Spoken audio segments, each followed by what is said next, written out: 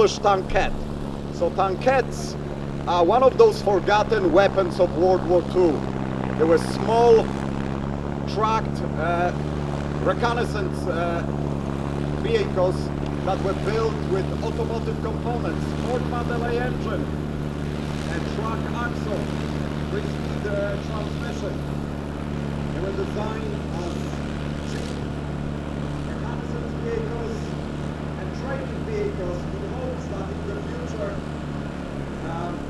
bigger tanks can replace these. Nonetheless, Poland was not able to produce a large number of tanks, and this was their most famous armored vehicle.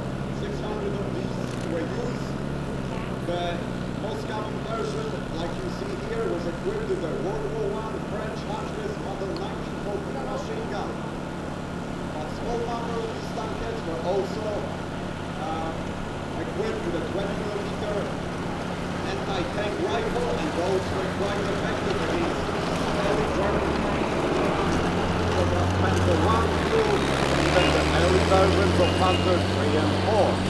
Now, following our tankette is the Polski Fiat, the Polish Fiat, a civilian cabriolet, four-door cabriolet, which were built under license in Poland. They're the most common vehicles in Poland. Quite often, Polish officers would use them as their staff cars, and we see that car packed to escape to fight again.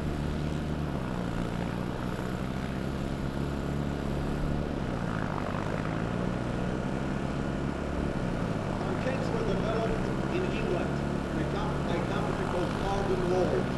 Licenses were sold in many countries throughout the world. For example, British used these in England. Italians built over 2,500 of similar tankettes called CD, Carro Veloce 33, 35, and 38. Russians built a similar vehicle called 27.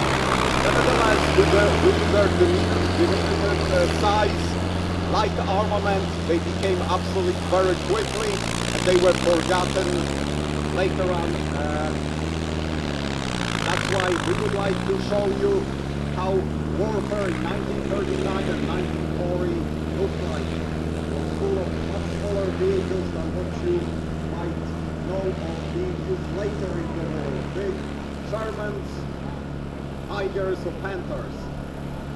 Panzer I, the principal vehicle used by the German army in Poland in 1939, wasn't necessarily that much bigger than this tiny tankette. It had a crew of two and small rotating turret with two machine guns.